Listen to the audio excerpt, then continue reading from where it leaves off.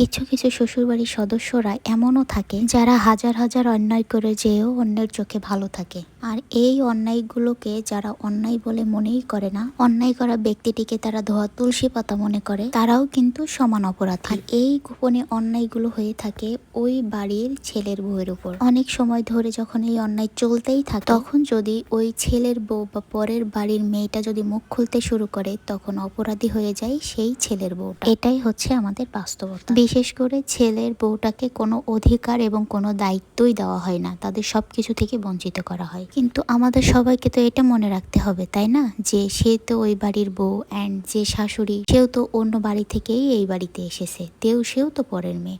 তাহলে সে যদি এই সংসারের অধিকার বা দায় দায়িত্ব টিকিয়ে রাখতে পারে, তাহলে পরের মেয়েটা কেন পারবে না? সবাই কিন্তু পরের মেয়েদেরকে আপন করতে পারে না, আর যারা আপন করতে পারে না তারাই কিন্তু শেষ বয়সে গিয়ে ধরাটা খায়। আমার কাছে তো মনে হয় বাঙালিদের শ্বশুর বাড়ি এমন হয়। কথায় আছে না, কুকুরের লেজ কখনো ঘি দিয়ে টানলেও সোজা হয় না।